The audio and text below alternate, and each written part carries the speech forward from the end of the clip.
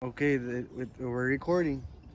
Yeah. So this is Mr. Vern Clausen. So I used to fly with Vern. Oh, it's me, Sherwin. So I used to fly with Sherwin. Vern and Mr. Mike Coffee over here at Woodlawn way back in 2011. I flew with them 2011 to 20 2015, and yeah, and then I probably was a little bit late back then joining the pigeon races, but every time I speak to like different guys from different state, and if I say that I'm from San Antonio, they always ask for Vern.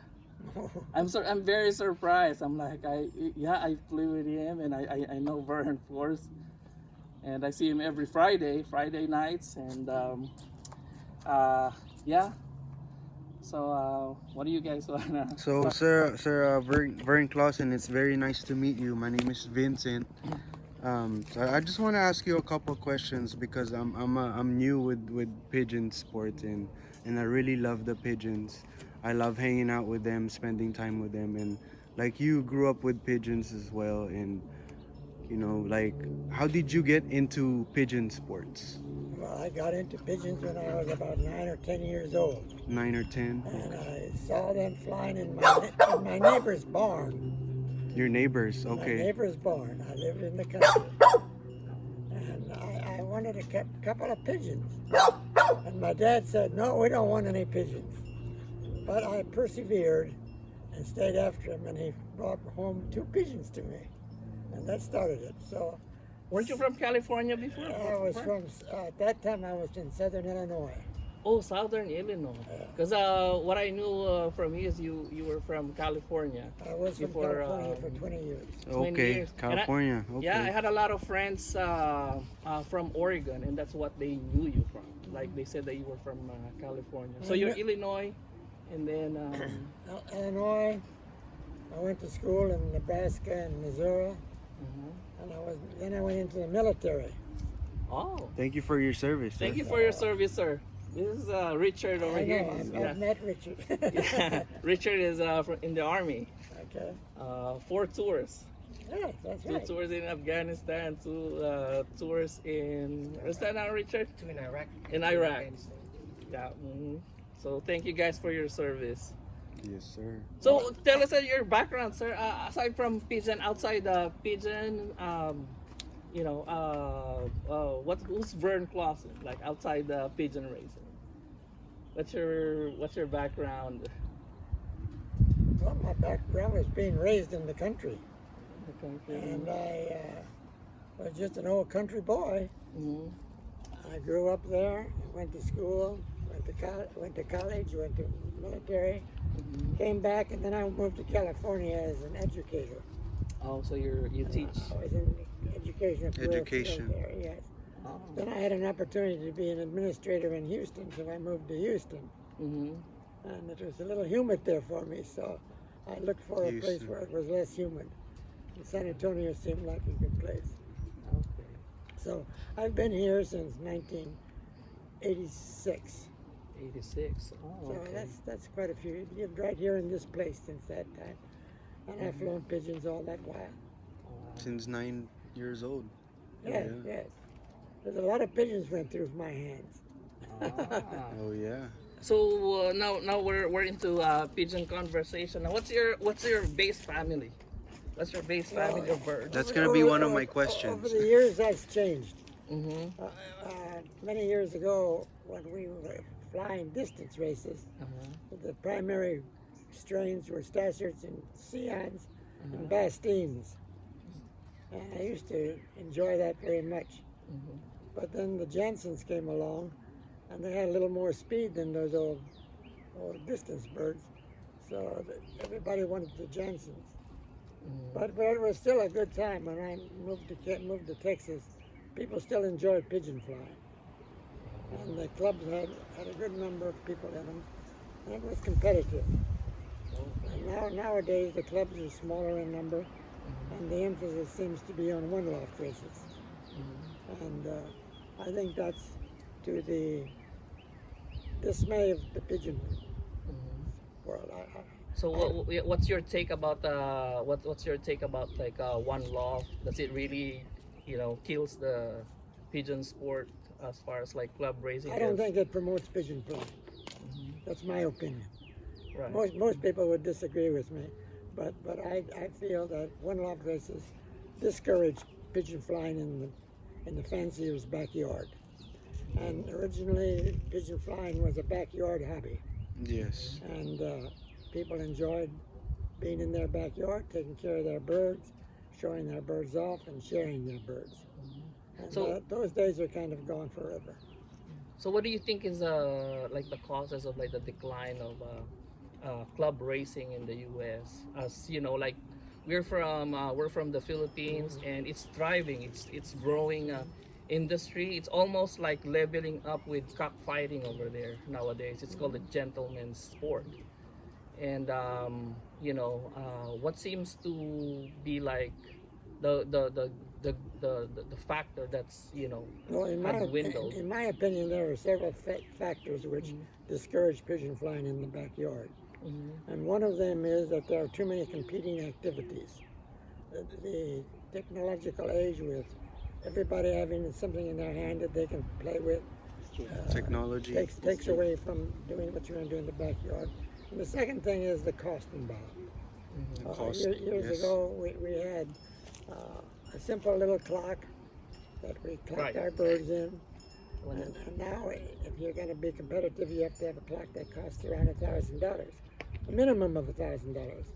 And this discourages young people from being involved in the sport. And if you do have a young boy who says, yes, I'd like to have pigeons and I'd like to fly pigeons, and his dad says, sure, I'll build you a little loft.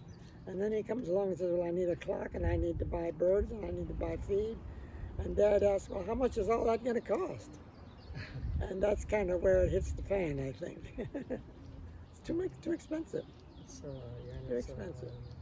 I can remember when you would buy 100 pounds of pigeon feed for $5. 100 And pounds. now, if you buy 50 pounds of pigeon feed from Des Moines, it's cost you $25 plus. So it's a different ballgame. It's a different age. There are different interests that people have. Parents aren't encouraging so many physical activities either. So I think pigeon flying has seen its better days in the backyard. So what do you think could have done? Do you think us as fanciers as well has something to be blamed for the decline of the sport? You think? No, I Is think there we a have to little blame time? ourselves. Mhm. I don't blame anyone else. Mhm. We let it get out of our control. So what do you think we could have done better to What we could have done better was promoted the sport. promote the sport? Yeah, promoting the sport, especially among young people. Helping young people to build a loft. Not just saying, yeah, well, I'll give you a pair of birds if you want to have some birds. But help them build a loft. Mentor them. Train their birds with them. Help them to be competitive till they enjoy it. That's Because correct. it is an enjoyable sport. Yes, I agree. So we're talking about like training and with conditioning and all that. So what's your going back to like your the good old days, if you would call it. What was your what were your greatest achievements as a pigeon flyer? I mean, for yourself, like what was your greatest? You would think that was your greatest achievement in the sport. Well, It's I don't- memorable for you. I don't know if it's so much achievements as what pleased me as an Yes, individual. yes. That's what I'm saying. One year, I was the best. I was the best. What was the terminology? I was the best small loft racer in America. So that was an achievement. I won the Walt Disney Award a couple of times when I lived in California. Can you tell us about the Walt Disney Award? What club did you Yeah. join in or did you fly in California? Yes, I lived in Fresno, California. Fresno, And California. flew at the Fresno Eastside Racing Pigeon Club. Okay. And that club is no longer in existence either. Oh, it does not exist anymore. In fact, in those years, Fresno was quite a hotbed for pigeon flying. There were 50, 60 flyers there. In And Fresno. now I don't think there's a club there anymore. Wow. So you see what's happening in the sport. And that had nothing to do with me or anybody else. That just happened because of So the Walt Disney Award, what does it entail? I mean, what's the Walt Disney Award? pretty much the qualifications like Texas Center. Oh, okay. So it's like champion loft or something like that. Okay. Any special bird in your history? Like any special bird that you own? Any name for it? Well, I have had one special bird that I'll tell you about. Yeah. Can you tell us And about that? I got it from a fellow who had been a pigeoneer during World War II. His job was taking care of pigeons. And so he gave me this little red hen when I was getting started. And he thought, well, this young guy, he won't do anything with it anyway, so I'll just give it to him. So I took it home and I flew it 100 miles, 200 miles, 250 miles, 250 miles past it didn't come home. But it came home about a week later.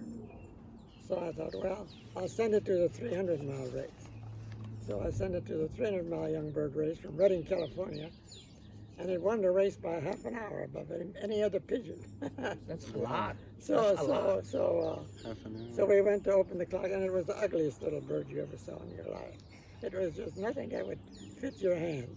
Yeah, see, Richard is smiling there on the back because I was telling them about about the Hubins, how. they're not Anyway, the let me finish my story. Oh, I'm sorry. Yeah. You're interrupting me. Yeah, yes, go ahead. No, I like to All right, hear go it. ahead. Okay. All right. So thereafter, there was a boy in our club. He was about 21 years old. And I said, buddy, how would you like to have a nice 300-mile winner? And he said, oh, yes, Mr. Clausen, I would like to have a 300-mile winner. So I gave it to him, and he took it home. And about a week later, he called me on the phone, and he said, Mr. Clausen, that's such an ugly bird. I don't think I want to keep it. So I said, well, buddy, just turn it loose. It'll come home to me, and I'll take care of it. Well, I was busy with my job, and the winter went by from young birds to old birds. And on old birds, I was short a hen.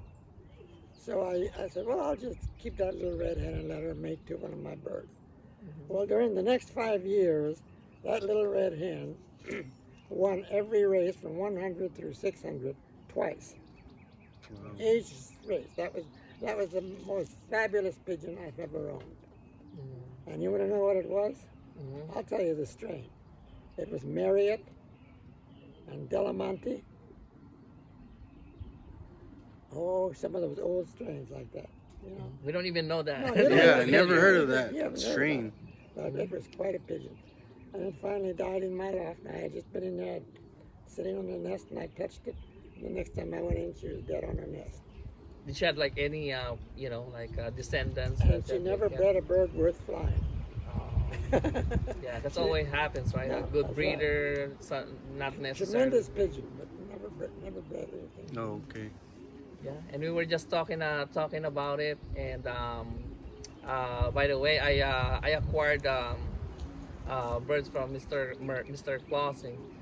Clausen here, and I own that. I showed the picture to everyone, and it really looks bad. It's a black pigeon. It's a black Cuban, and it has a small water. Looks like those comi. Native Comi, ones. yeah, the one that's the barn pigeons. And I was trying to lose it. Because one is very ugly, and then two is he's one of those birds that doesn't trap right away. You know how when you all your birds comes in, he just stays there in the Stubborn. She was very stubborn. She was just in the tree, and she would fly like couple times a day, and she doesn't go until like late in the afternoon. She doesn't enter the trap until late in the afternoon. Let me ask you a question. Whose fault was that? Well, all of my birds are No, trapping, but no, but that bird is not Just trapping. answer the question. Whose fault is Well, that? I guess you.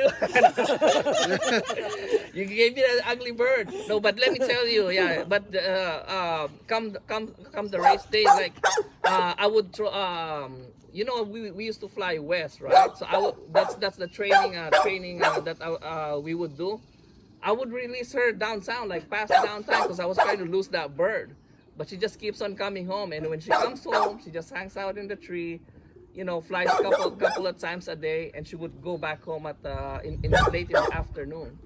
And then come our race day, those favorite ones, I even bought a surebit back then. That was my favorite. And guess what? On the race day, it didn't even come back. But that blackbird, the ugly blackbird, was my first bird, and that was from Vern It's got the Clausen. back, Yeah, yeah. It was a black Cuban. It was ugly as I don't know. It was So it's not the look, it's the way he performed. yeah, no, Yes. really. So what did it's you a- do with the black bird? Well, I lost him the following year to a hawk, but I flew it on 2012. It was a very ugly bird, but yeah, it was my first bird on my first Well, race. I'm really upset that you would consider my birds to be ugly. No, but they're darn good. They're darn good. Those are I've seen the from Clausen the Miss Everglades, and it looks like that. They look like feral pigeons. I But, cannot yeah. wait to have some of your pigeons and to Yeah. fly them. Yeah. So what's okay, we're talking about the birds now, like the bird itself. So what do you look in a bird, Vern? What do you look in a bird to breed or to acquire? Let's say you're trying to acquire, when you were acquiring birds back then, and you think that you're gonna be competitive with it. What do you look in a bird? Well, I look for a bird that has got good balance, Good balance. good balance, muscular, good eye, good throat. Mhm. I like a bird with a strong back, Mhm. and most of all, I like a bird that fits my hand. Do you prefer big, small, Medium. medium? Okay. Does it matter if they're like deep kill? So what do you do with the big ones if they bred a big one and a small one? I fly them all, but I usually end up keeping the medium size. The medium size. So Medium small is good too. And down here in this heat, the smaller birds have an advantage. yes, I believe you. Yeah. What about the deep kill kind of thing? I don't like a deep-keeled bird, Uh, but I don't like a shallow-keeled bird either. yeah, because that's what I noticed. The one that I got, they're muscular. Yeah. Mhm. And do you do when you race your birds? Do you do feathering or do you do natural? You fly in natural. I don't know Feathering what you mean meaning by Like feathering. you flip it's like the you ninth and tenth the flight. eighth. Yes, you do. Okay, and does that give you an advantage, or does it really help you, or the birds? Well, I think it helps. It helps the birds because if they are in normal mode and you're flying a long race, and the bird is lacking the ninth or tenth flight, it's handicapped. Yeah. And you don't want your bird to be handicapped if possible. You want to have all the advantages of being competitive. Mm. What about the eye? What do you look in the eye? Eye sign. Do you believe in the eye sign? I like eye sign. You like the eye sign theory? I like eye sign because I used to have Kalia Jansons and they were very rich in eye sign. Really? Then I had some Ad Charlicans and they had absolutely no eye sign. And one strain was as good as the other. Okay. Yes. So, what's the answer about eye sign? It's preference. It's unique with the flancer, I think. So do you mate pearl to pearl? No, No. It's always Preferably the not. cross. Mhm. preferably not. Okay. So, sir, do you do inbreeding? Somewhat. Somewhat. But Not all the I'm not a time. great inbreeder. Not like the Europeans. So, what's your opinion by mating like brother, sister mating, Yeah, and parents to siblings? I do that. But I use those for breeders primarily. I might fly them 300 miles, and then I'll stop them and use them for breeders. And do you have prisoner birds? Yes. Yes. Okay. Because my plan is right now is, just Trying to be a Jansen brother. I don't want to have prisoners in the future, and I'm trying to eliminate those. Not eliminate, but when they get older, I want to keep the pigeons. Well, that was my attitude when I was younger too. Really? Yeah. Uh-huh. I thought, well, You know who went on that direction, Vern? That I know you know. Rodriguez. Daniel. Daniel. Most of his birds are flown. Like he has like 2 stocks, and he only kept all the diploma birds that he got, and all of those he can fly them out, and he went on that direction. But, what about what are those? Okay, so that's breeding. So do you what about like pedigree, conformation? So are you more in conformation rather than like the race record or family background? Well, I'm certainly interested in race records. Race record. Oh, okay. I don't want to breed from something that has no record. That's the record. So you rather have a pigeon that has a record without a pedigree? Well, I didn't say that. Or you still goes back. Some all my pigeons are pedigree. All of them are pedigree. Okay. Or maybe what he was trying to say is a bird that is flown versus a stock I to would breed. prefer to breed from a bird that's been successful in the races, Yes. Yeah. Yeah. Versus race. from the nest, right? Okay. as opposed to buying a bird off eye pigeon that somebody says, oh, this is a grandson of Sherbet. Right.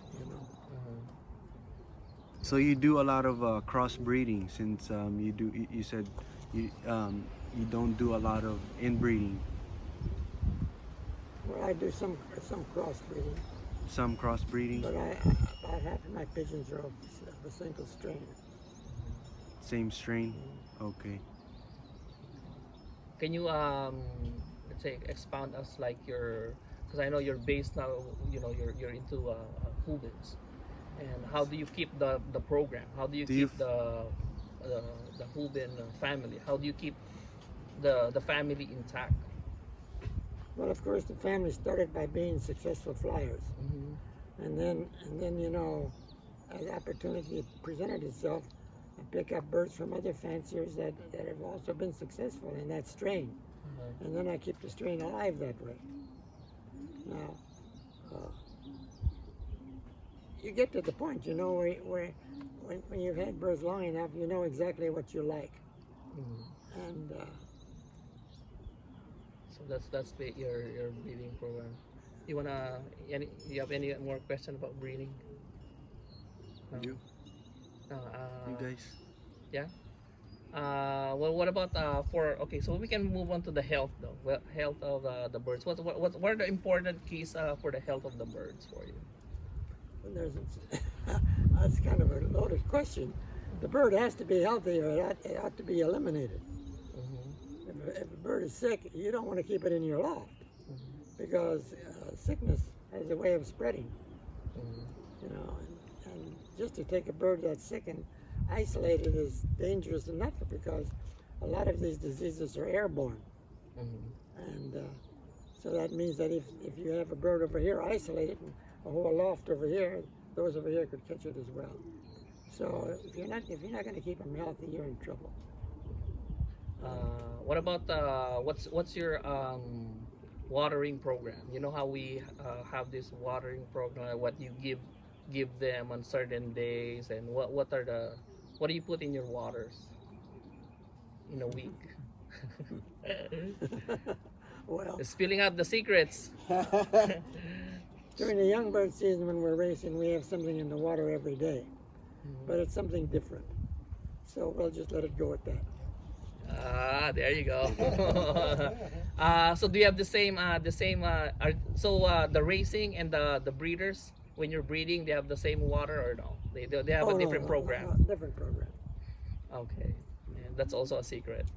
But the health is very important. So how did you become successful in the racing sports? How did you get up to the top 10, top 5 in the race? He's the best in our club. Well, I don't would claim say. to be top anything.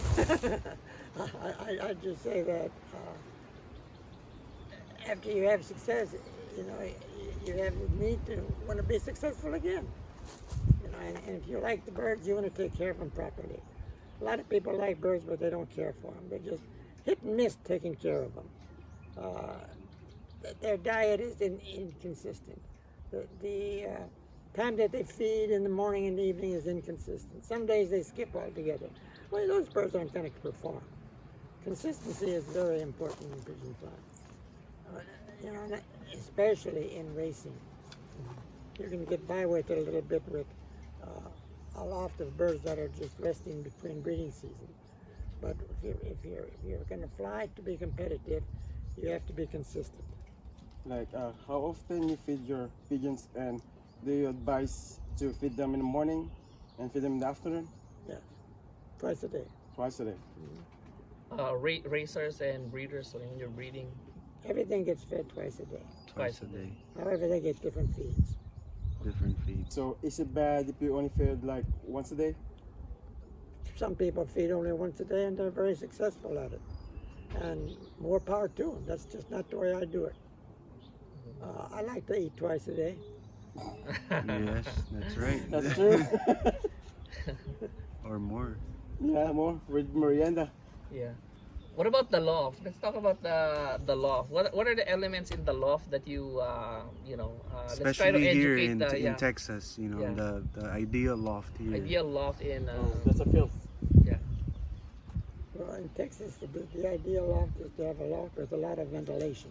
A lot of ventilation because it can get humid here in Texas. So is it different from if you live in the north versus Yeah, when I've, you live here in I've the south? visited lofts in Nebraska. When you were in Chicago. I've visited lofts in the north side of Nebraska. Uh-huh. We had it insulated with windows and heating it in the winter. So closed in it was. And I couldn't enjoy that. And on the other hand, my son flew up there one year, and so I went up to help him. And we had the birds running around on top of the snow, and they did just well. In fact, he won 2 600-mile races week to week with those Seahawks. Wow. Yeah. Nice, 600 miles. So when you were in California, is that Southern California? Or Fresno is that, up north. Fresno is in north. Central California, Oh, middle of the San Joaquin Valley. okay. Yeah, because Fresno. we have a lot of viewers in the Philippines, and it's a tropical country. And I was wondering if it's southern, if it's like the Florida, how they have a loft, that it can be comparison to ideals for because there's gonna be a lot of Filipino viewers, and of course there's a tropic, so the loft would vary from Yeah, the one sure. that we fly over here. Certainly, lofts were very, It's more humid over yeah, here. wherever you live. Yeah. Sure. What else? You have any more questions? I'm thinking. What would you advise the new flyers, like Richard over here, that's starting out?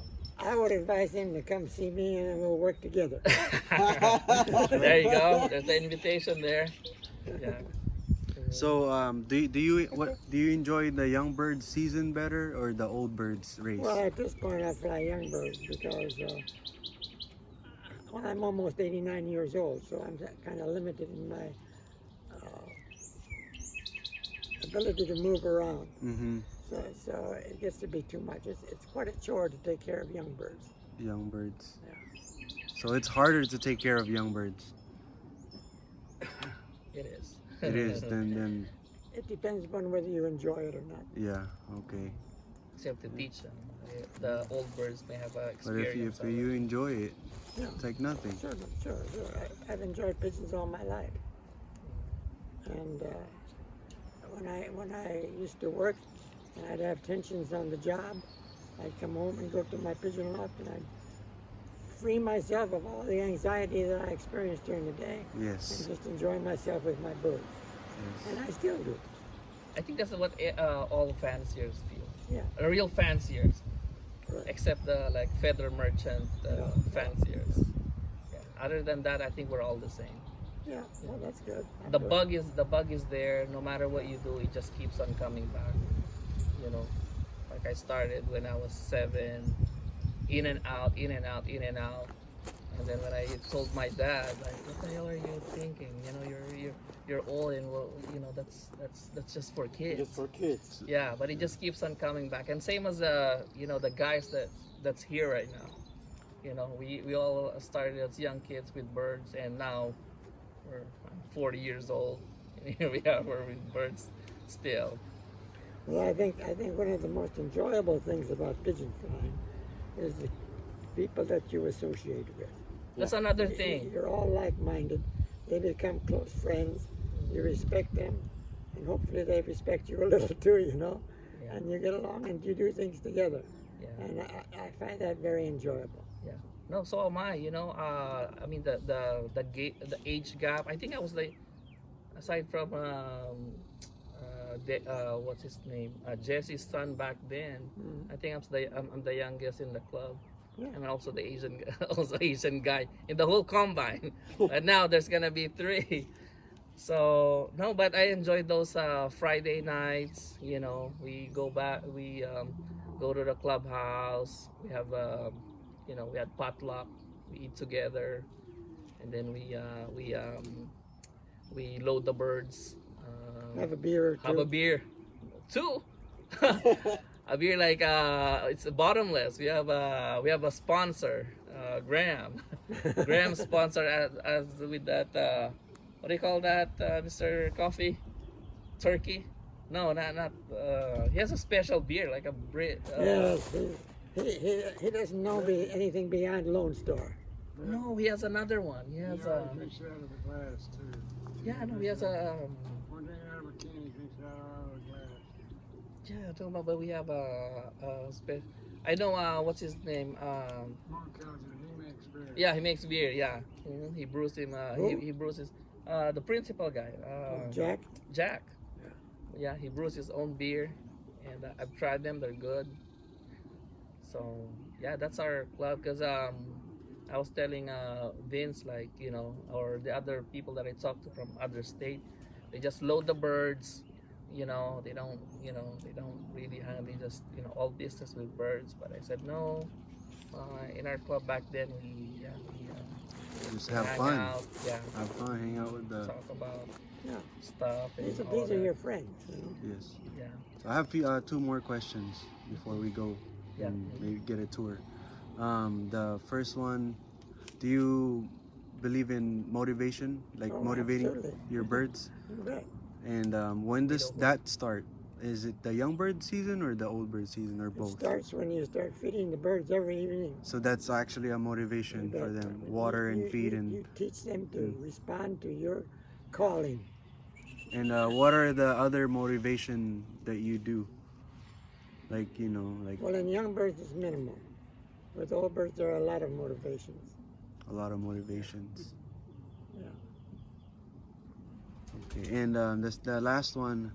So this is not my question. This is from a friend. He wanted me to ask you about the vaccination. Yes. So if, let's say just the PMV vaccine. Once you have vaccinated a bird, it's a live vaccine.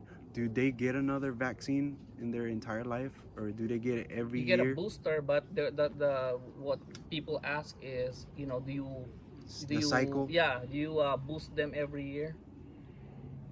Well, I don't. They were saying something about and- its sterility. It contributes to sterility.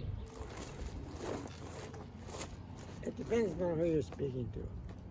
You know, some people promote frequent inoculations or immunizations. We last week, Mike and I poxed the birds.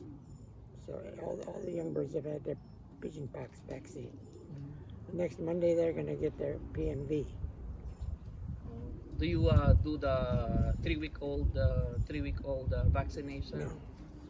What about the other one? The aside from paramixo, Salmonella. Do you do salmonella? This new PMV The KM1? PM3. It's 3 in 1, Right. and it includes Circle. yeah. And all that. And then during the course of the race season, of course, you're doing your utmost to keep them healthy and not be suspect to some of this stuff that goes around. Mhm. So you only vaccinated when they're young birds? Yeah, I don't vaccinate old birds. So when they about to fly old birds or breed, you never vaccinate, just No. one time in their lifetime? That's me, but other people do it differently. Okay, that's all I need to hear because yeah, it's a question from a friend, Yeah. They were saying something about sterility as well. like The- cycles they get or the birds. Sterility. Yeah, they become sterile. They become sterile early with repetition. Well, you can certainly create sterility with medications. Right. You know, by overdoing medications, and if you do, you're going to wonder what's wrong with your pigeon. You know. So you how just do gotta you go do with that to not give them so much? You don't use that much medication. So how do you prevent that? What do you give them for prevention? I don't inoculate them more than as I indicated to you I do. You know, some people feel, well, we're going to keep our birds so healthy because they've been sick, especially a person who's had sick birds. They always feel they have to vaccinate a little more. Well, they often do the bird harm. The little organs that these birds have to be healthy too. You know, their lungs and their heart, especially the lungs of pigeon. My goodness. Keep them as free of inoculations and anything exterior as you can. To keep them healthy. Yep. Yep. Do you after young bird season? Do you cull birds too, or do you just turn them over to old birds? All the birds that you finish in young bird, or are you also selecting with your old bird? The old Yeah, bird team? you have to be selective. So Sure. yeah. So what are your preference that you keep for your old bird team after a young bird season? Well, first of all, I go by performance.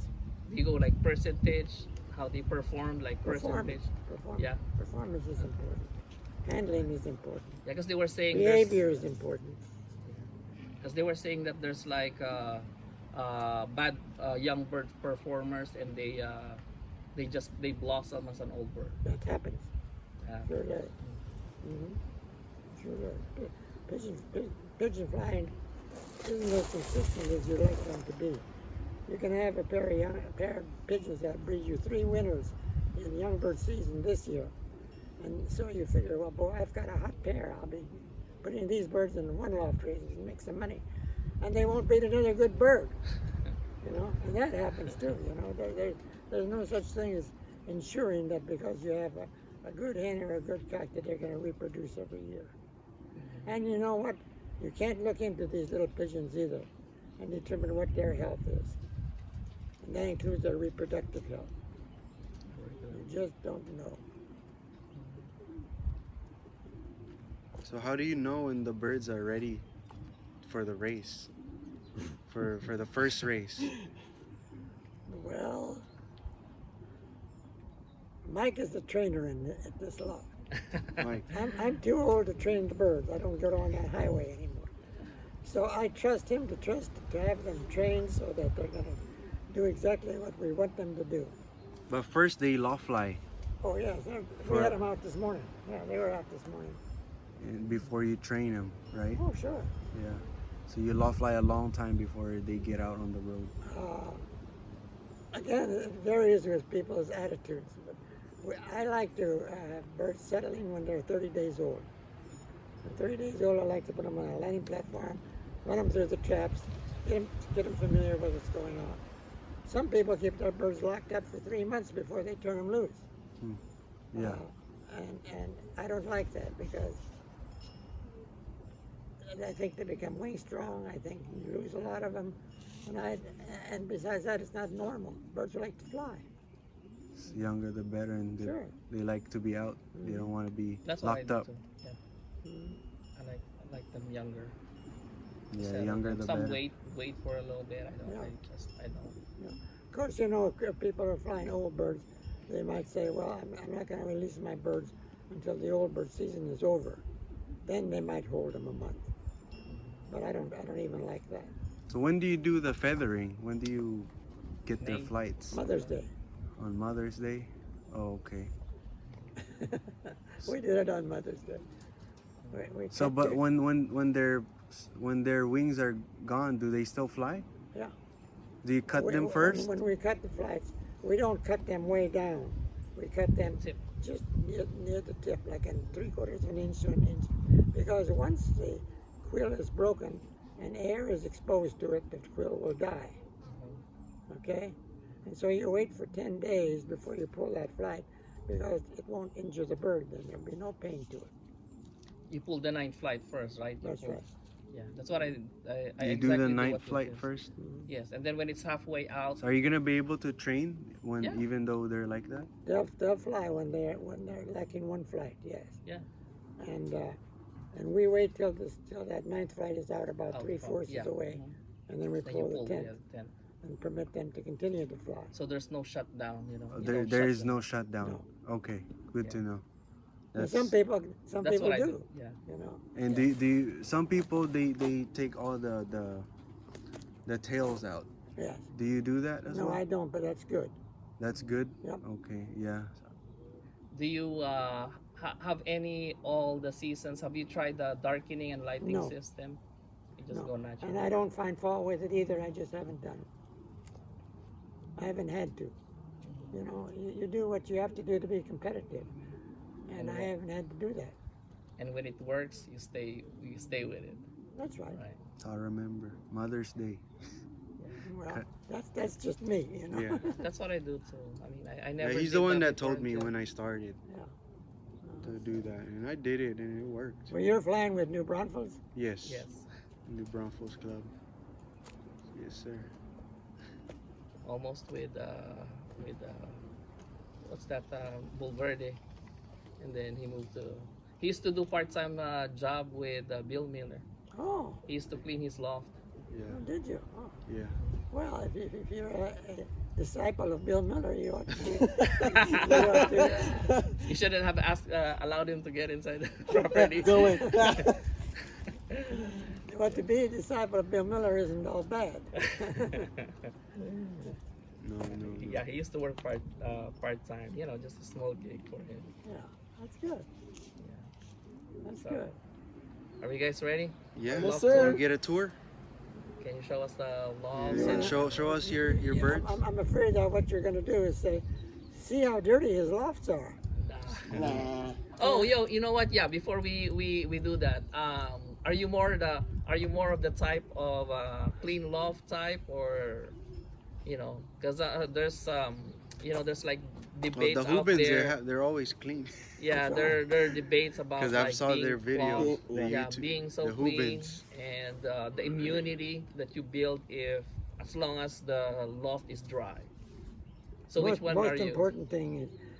Most important thing in the loft is that there be dryness. If there's wetness and feces, you're in trouble.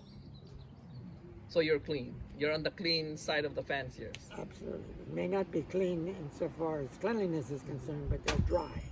They're dry. That's what's important. So you're not into the what do you call that? The one that you recycle, deep litter. You're not into that. Absolutely not. Okay.